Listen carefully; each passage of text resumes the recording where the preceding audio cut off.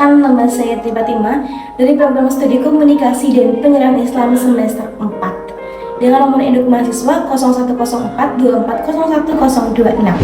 Pernah gak sih kamu merasa harus selalu kuat, harus tetap tersenyum walaupun hati lagi hancur, harus tetap terlihat baik-baik saja padahal sebenarnya sedang tidak baik-baik saja, harus memenuhi ekspektasi banyak orang sampai lupa bertanya pada diri sendiri, sebenarnya aku hidup untuk siapa? Nah, kalau kamu pernah merasakan itu, ketahuilah kamu tidak sendiri. Menjadi perempuan memang tidak mudah. Ada begitu banyak tuntutan yang datang dari berbagai arah. Harus cantik, harus pintar, harus sukses, harus mandiri, tapi harus ada saatnya sama juga harus lembut, penyabar dan selalu mengerti orang lain.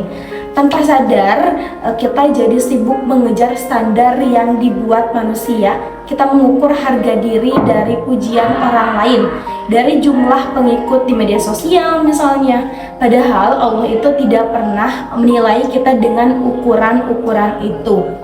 Allah berfirman dalam Al-Quran yang artinya sesungguhnya yang paling mulia di antara kalian di sisi Allah adalah yang paling bertakwa. Dalam Quran surat Al-Hujurat ayat 13. Nah, ayat ini mengajarkan bahwa kemuliaan seseorang tidak bergantung pada rupa, harta atau hal sebagainya gitu. Dan karena sebetulnya diukur dari ketakwaan kepada Allah. Seringkali kita terlalu sibuk mempercantik wajah, tetapi lupa mempercantik hati. Kita rela menghabiskan waktu berjam-jam memilih pakaian terbaik, tetapi seringkali menunda saat hanya karena merasa masih sibuk. Nah, kita khawatir dengan itu gitu kan. Tidak khawatir jika hubungan kita dengan Allah itu mulai menjauh. Padahal tidak ada kecantikan yang lebih indah daripada hati yang dekat dengan Rabb-Nya. Lihatlah para perempuan hebat dalam sejarah Islam. Maryam itu misalnya Maryam alaihissalam itu menjaga kehormatannya hingga Allah mengabadikan dalam Quran surat Maryam dalam Al-Quran. Nah, Khadijah radhiyallahu anhu dikenal karena keimanannya, kecerdasan dan pengorbanannya dalam mendukung dakwah Rasulullah SAW.